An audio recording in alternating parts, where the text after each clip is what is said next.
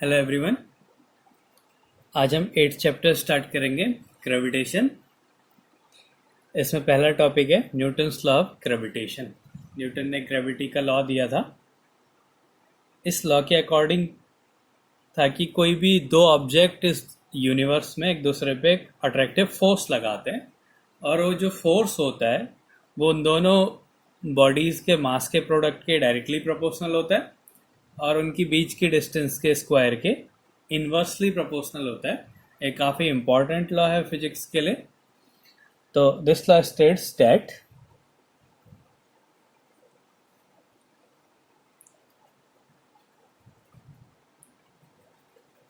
every body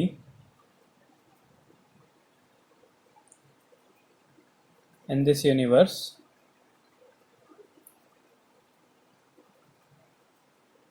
attract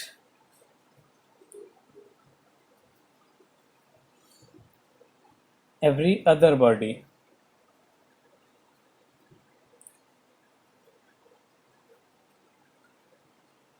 with a force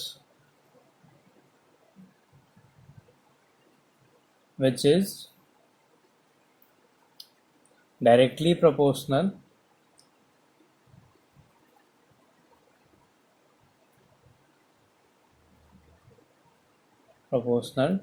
to the product of their masses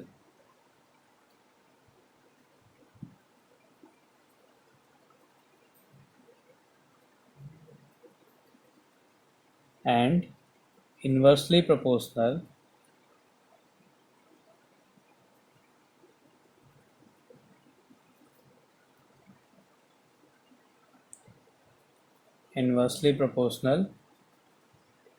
to the square of the distance between them.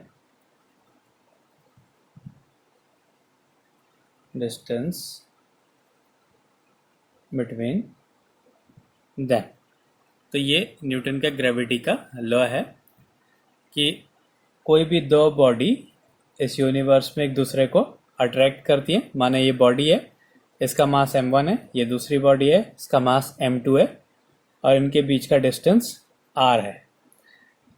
तो Newton के according इसमें एक force of attraction होता है जो कि directly proportional होता है इनके मास के प्रोडक्ट के और इन्वर्सली प्रोपोर्शनल होता है इनकी बीच का जो डिस्टेंस होता है उसके स्क्वायर के। यही इसका स्टेटमेंट है।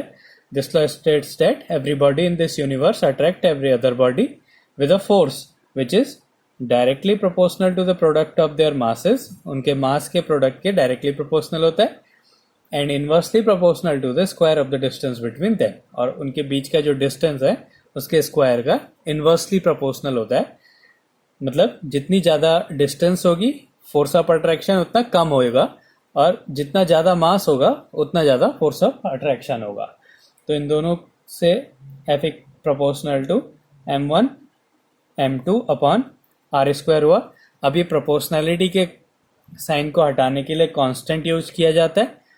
तो F इक्वल्स टू, और ये कांस्टेंट जो था वो किसी मीडियम पे डिपेंड नहीं करता था, वो हर जगह पे सेम था, इसलिए इसे यूनिवर्सल ग्रेविटेशनल कांस्टेंट भी कहा जाता है। F equals to g m1 m2 upon r square, जहाँ पे g जो है वो यूनिवर्सल ग्रेविटेशनल कांस्टेंट है।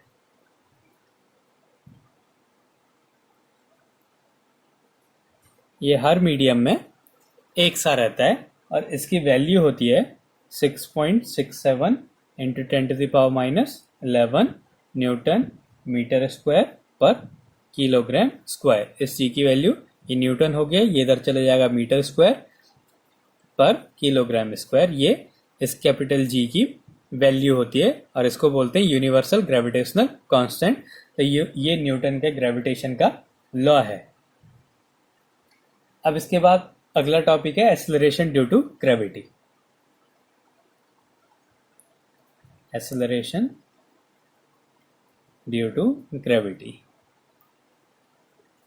अभी हमने पढ़ा कि जो ग्रेविटी में एक फोर्स ऑफ अट्रैक्शन होता है, अगर फोर्स है तो उसमें एक्सेलरेशन भी होगा और उस एक्सेलरेशन को बोलते हैं एक्सेलरेशन ड्यू टू ग्रेविटी। अब इसके लिए एक कंडीशन लेते हैं, माना ये एक बॉडी है, इसको हम अर्थ मान लेते हैं। इसका जो मास है वो कैपिटल M है और इसकी रेडियस कैपिटल R है। अब इससे इसकी सरफेस पे एक दूसरी बॉडी रखी हुई है जिसका मास स्मॉल m है और इसकी जो रेडियस है वो स्मॉल r है, और ये कंडीशन ले रहे हैं कि जो कैपिटल R है वो बहुत बड़ा है स्मॉल r से, मतलब जो अर्थ की रेडियस है उस बॉडी की रेडियस से बहुत ज़्यादा बड़ी है, इसलिए हम इसके कंपैरिजन में इसकी रेडियस को नेग्लेक्ट कर देंगे। तो ये हमारी कंडीशन है, एक बॉडी है उसके ऊपर एक दूसरी बॉडी है। अब हमने यहाँ पे इसका एक्सेलरेशन निकालना है। हमें पता है कि दो बॉडी एक दूसरे को अट्रैक्ट करती हैं और उनका जो फोर्स ऑफ अट्रैक्शन होता है F equals to G m1 m2 upon r square होता है।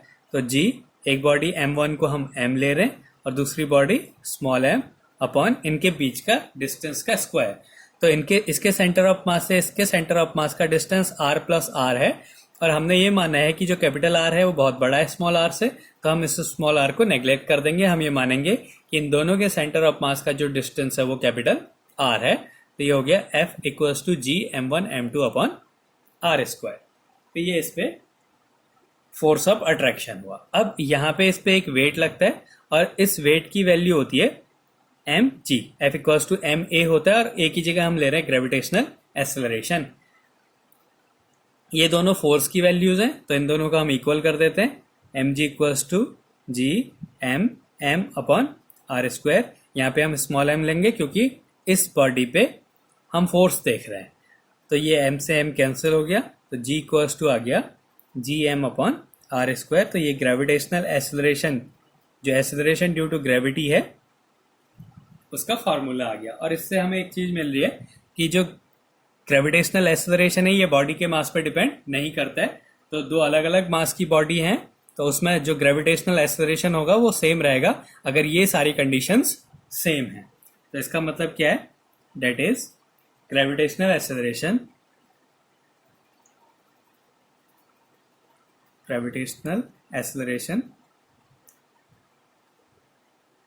does not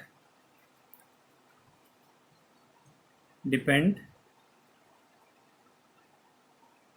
upon the mass of the body।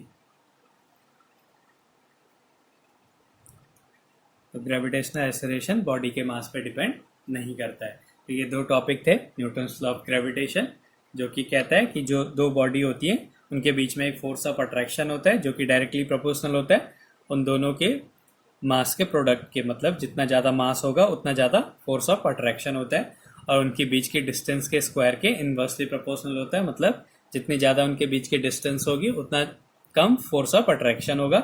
इन दोनों को मिला के और एक कांस्टेंट यूज़ करा जो कि किसी मीडियम पे डिपेंड नहीं करता है और उसको बोलते हैं यूनिवर्सल ग्रेविटेशनल कांस्टेंट, और उससे उस फोर्स की वैल्यू आ गई जी m1 m2 upon r square, और इस g की वैल्यू फिक्स रहती है 6.67 इंटू 10⁻11। ऐसे ही हम यहाँ पे, ये दूसरा टॉपिक है एक्सेलरेशन ड्यू टू ग्रेविटी। अगर दो बॉडी में फोर्स लगता है तो एक एक्सेलरेशन भी होगा और उस फोर्स की वैल्यू होती है जी m अपॉन r स्क्वायर। अगर हम ये कंसीडर करें कि ये जो बॉडी है इसके कंपैरिजन में इसकी रेडियस बहुत छोटी है और इस पर एक और फोर्स लगता है, इसका वेट हम कह सकते हैं, वेट भी एक फोर्स है mg। इन दोनों को इक्वल कर दिया, इससे एक्सेलरेशन की वैल्यू मिली जी m अपॉन r स्क्वायर। अगर हम यहाँ पे g की वैल्यू, अर्थ का मास, अर्थ की रेडियस रखें तो जो स्मॉल g होता है अर्थ की सरफेस पे, इसकी वैल्यू होती है 9.8 मीटर पर सेकेंड स्क्वायर। तो ये इसका दूसरा टॉपिक है एक्सेलरेशन ड्यू टू ग्रेविटी।